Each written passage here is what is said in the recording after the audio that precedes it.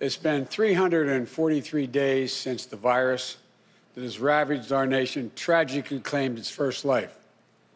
On February the 6th in 2020, Patricia Dowd took her last breath at home under the California sun in Santa Clara. She was 57 years old, a beloved wife, mother, daughter, sister. She never knew she had the virus at the time when most folks never heard about the virus. But just like that, she was gone. And almost exactly 1 year later, nearly 400,000 of our fellow Americans have met the same cruel fate. Countless families and friends left behind with unrelenting grief and guilt, anger and frustration.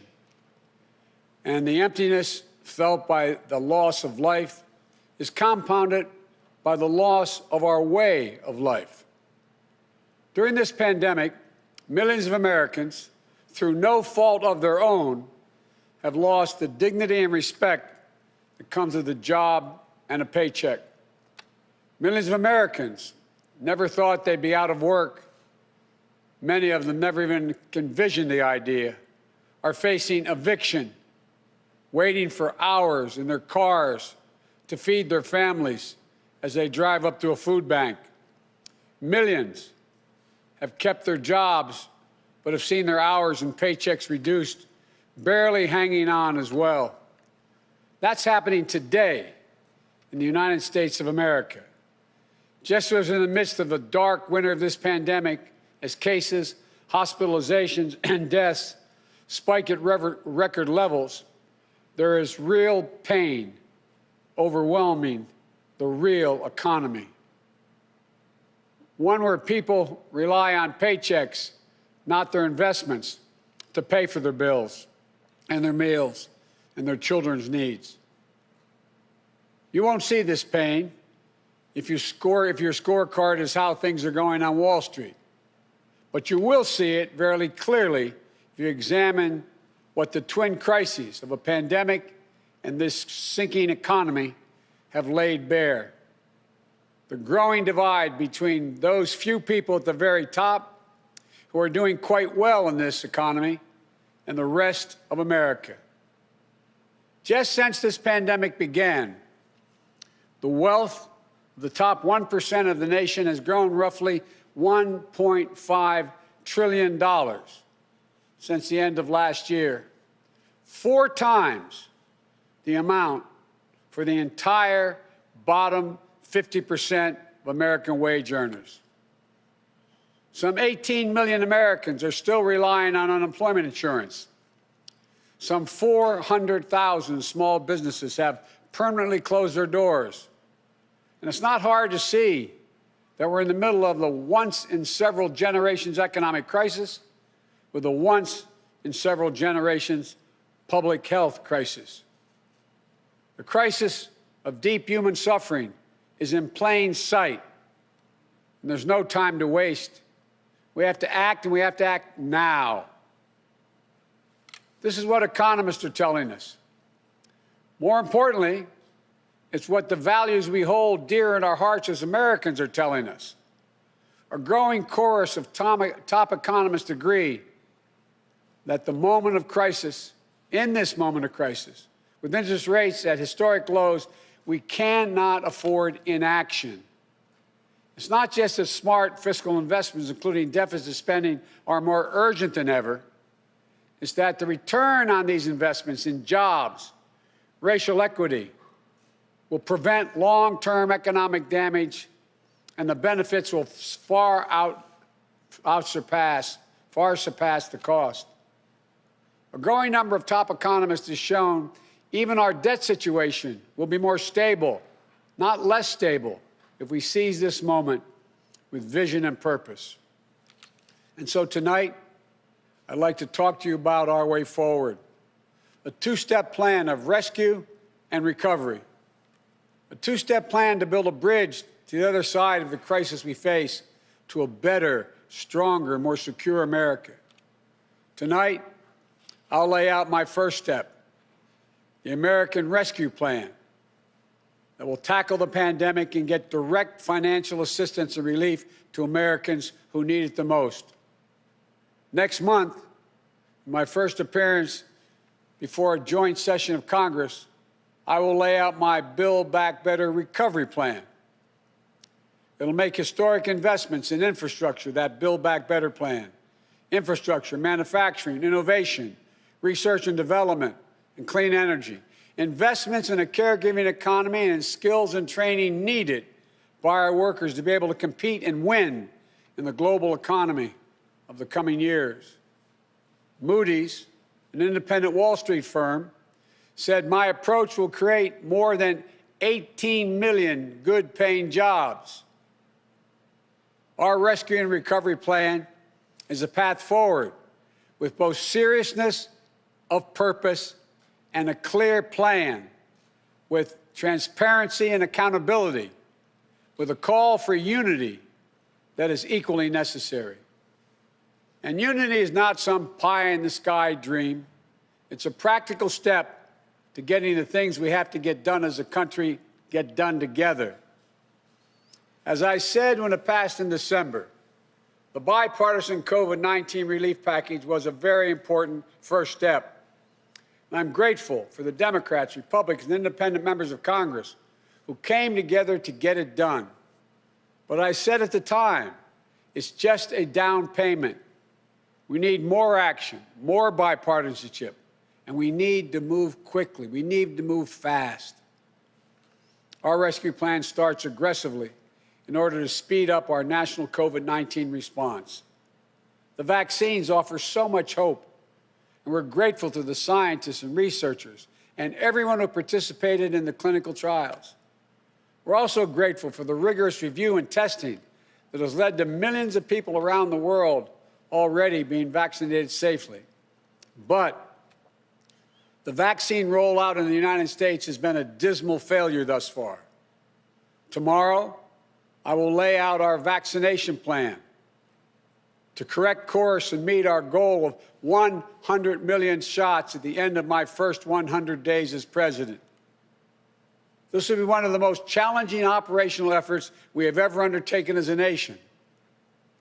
We'll have to move heaven and earth to get more people vaccinated, to create more places for them to get vaccinated, to mobilize more medical teams to get shots in people's arms, to increase vaccine supply, and to get it out the door as fast as possible. We'll also do everything we can to keep our educators and students safe, to safely reopen a majority of our K-8 schools by the end of the first 100 days. We can do this if we give the school districts, the schools themselves, the communities, the states, the clear guidance they need, as well as the resources they need, that they can't afford right now because of the economic dilemma they're in. That means more testing and transportation, additional cleaning and sanitizing services in those schools, protective equipment and ventilation systems in those schools. We need to make sure that workers who have COVID-19 symptoms are quarantined, and those who need to take care of their family members with COVID-19 symptoms should be able to stay home from work and still get paid. This will reduce the spread of the virus and make sure workers get the support they need to maintain their families. But we need about $400 billion in funding from Congress to make all of what I just said happen.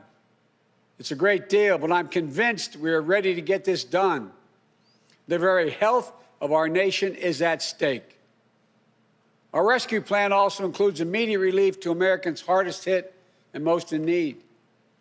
We will finish the job of getting a total of $2,000 in cash relief to people who need it the most. The $600 already appropriated is simply not enough. You just have to choose between paying rent and putting food on the table. Even for those who've kept their jobs, these checks are really important. You see, if you're an American worker making $40,000 a year with less than $400 in savings, maybe you've lost hours, or maybe you're doing fewer shifts, driving a truck or caring for the kids or the elderly. You're out there, putting your life on the line to work during this pandemic, and worried every week that you get sick, lose your job, or worse. $2,000 is going to go a long way to ease that pain. We'll also provide more peace of mind for struggling families by extending unemployment insurance beyond the end of March for millions of workers. That means that 18 million Americans currently relying on unemployment benefits while they look for work can count on these checks continuing to be there. Plus, there will be a $400 per week supplement so people can make ends meet. This gets money quickly into the pockets of millions of Americans who will spend it immediately on food and rent and other basic needs. As the economists tell us, that helps the whole economy grow. We'll also tackle the growing hunger crisis in America. As I speak, and the Vice President-elect has spoken to this many times, 1 in 7 households in America, more than 1 in 5 Black and Latino households in America, report they don't have enough food to eat. This includes 30 million adults and as many as 12 million children. It's wrong. It's tragic. It's unnecessary. It's unacceptable. So we're going to extend emergency nutritional assistance for 43 million children and their families enrolled in the SNAP program through the rest of this year. We'll help hard-hit restaurants prepare meals for the hungry, provide food for the families who need it. We will invest $3 billion in making sure mothers and their young children have the nutrition they need. This will not only meet our moral obligation we have to one another, but will also spur our economic growth, get restaurants and workers back on the job. And as we work to keep people from going hungry, we'll also work to keep a roof over their heads, to stem the growing housing crisis and evictions that are looming. Approximately 14 million Americans have fallen behind on rent, many at risk of eviction. If we don't act now, there'll be a wave of evictions and foreclosures in the coming months as the pandemic rages on. This would overwhelm emergency shelters, increase COVID-19 infections as people have nowhere to go and can't socially distance. Next week, we'll take action to extend nationwide restrictions on evictions and foreclosures. This will provide more than 25 million Americans greater stability instead of living on the edge every single month. And I'm asking Congress to do its part by funding rental assistance for 14 million hard-hit families and tenants. It will also be a bridge to economic recovery for countless mom-and-pop landlords. These crises are straining the budgets of states and cities and tribal communities that are forced to consider layoff and service restrictions of the most needed workers. It means that people putting their lives at risk are the very people now at risk of losing their jobs. Police officers, firefighters, all first responders, nurses, educators.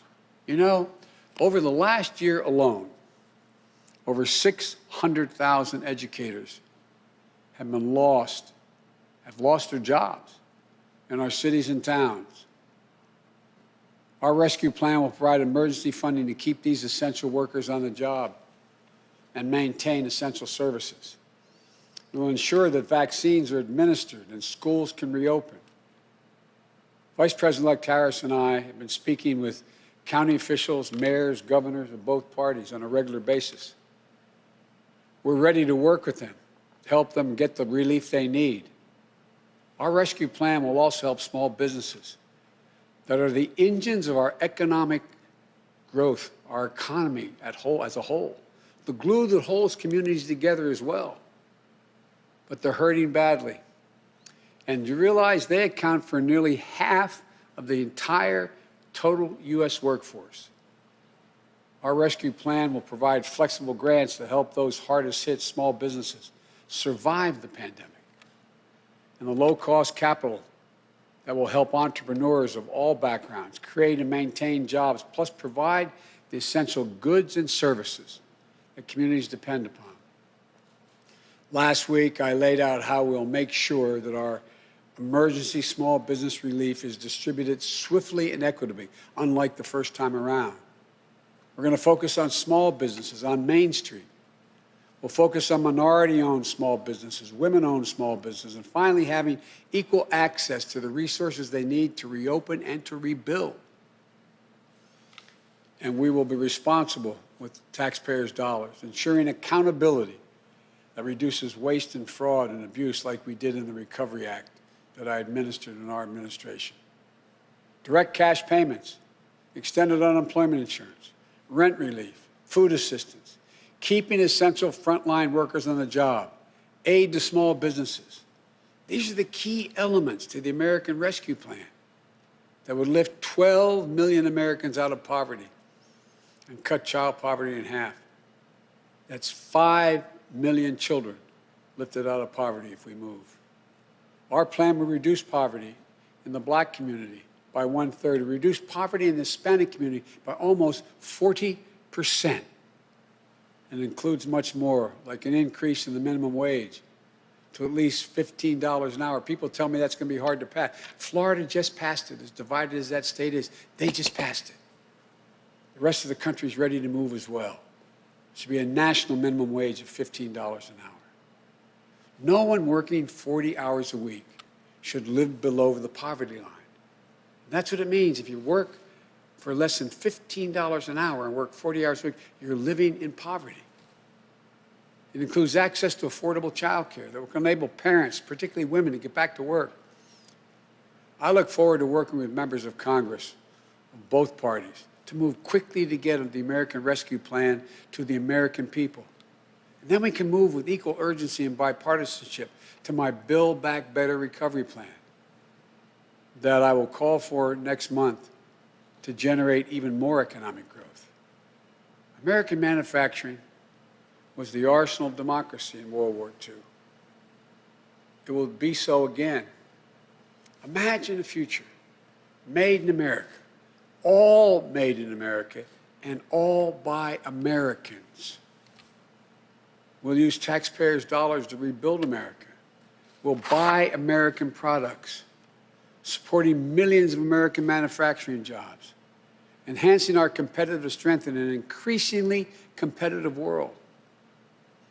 Imagine historic investments in research and development to sharpen America's innovative edge in markets where global leadership is up for grabs, markets like the battery technology, artificial intelligence, biotechnology, clean energy. Imagine confronting the climate crisis with American jobs and ingenuity leading the world. It's time to stop talking about infrastructure and to finally start building an infrastructure so we can be more competitive.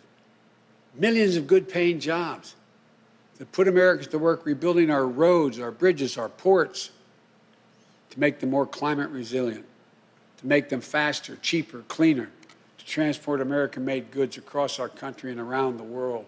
That's how we compete.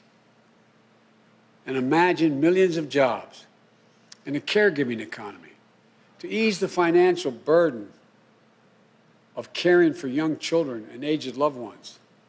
Let's make sure our caregivers, mostly women, women of color, immigrants, have the same pay and dignity that they deserve. So we can do these bold, practical things now. You know, I know what I just described does not come cheaply, but failure to do so will cost us dearly. The consensus among leading economists is we simply cannot afford not to do what I'm proposing. Independent, respected institutions from around the world, from the Federal Reserve to the International Monetary Fund, have underscored the urgency. Even Wall Street firms have reinforced the logic. If we invest now boldly, smartly, and with unwavering focus on American workers and families, we will strengthen our economy, reduce inequity, and put our nation's long-term finances on the most sustainable course.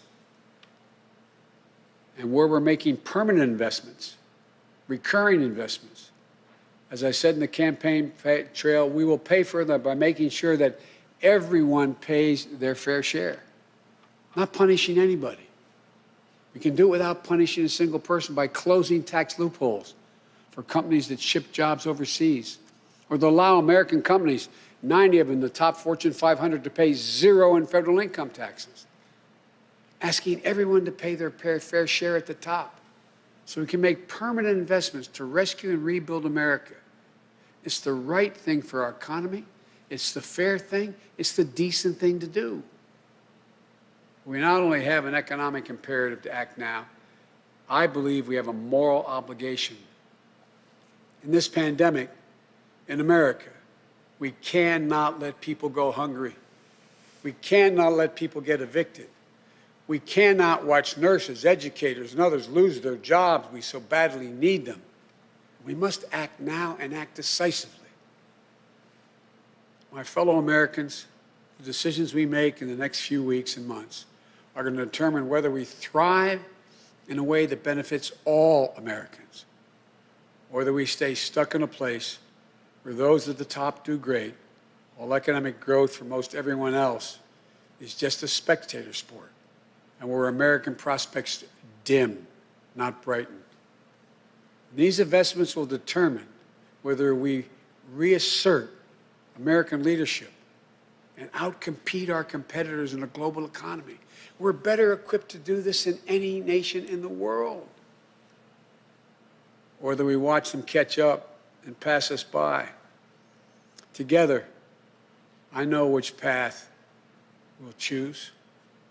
And that includes all Americans, so we can own the 21st century. But even with all of these bold steps, it's going to take time to get where we need to be. There will be stumbles, but I will always be honest with you about both the progress we're making and what setbacks we meet. And there will, and here's the deal, the more people we vaccinate, the faster we do it, the sooner we can save lives and put this pandemic behind us and get back to our lives and our loved ones. And the sooner we can rescue and rebuild the American economy, the biggest and most profitable engine in the world. I know it's been nearly a year that tested us beyond measure. For all of you who have lost someone, my heart goes out to you. I know that feeling looking at that empty chair across the table. All of you who've fallen on hard times, I know you can never get back what you lost. But as your president, I know that every day matters and every person matters. From the very first to the nearly 400,000 lost American souls and counting, to the millions of you just looking for a fighting chance in this economy, I promise you, we will not forget you. We understand what you're going through. We will never, ever give up. And we will come back. We'll come back together. Well, we didn't get into all this overnight. We won't get out of it overnight. And we can't do it as a separated and divided nation. The only way we can do it is to come together as fellow Americans, as neighbors, as the United States of America. And when we do, there's nothing beyond our capacity. I've said this many times. When America acts as one, there's never been a single thing we've been unable to do, no matter how consequential the issue has been. Out of all the peril of this moment, I want you to know, I give him a word, I see the promise as well. We've seen clearly what we face now. And I remain so optimistic about America. As optimistic as I've ever been. We have everything we need, but the will must be demonstrated. So come Wednesday, we begin a new chapter. The Vice President-elect and I will do our best to meet all the expectations you have for the country and the expectations we have for it. I'm confident. I am truly confident. Together, we can get this done and come out better off than when we went into this crisis. God bless you all, and may God protect our troops.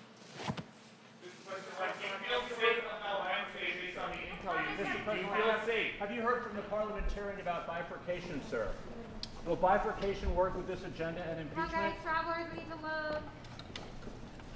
Travelers.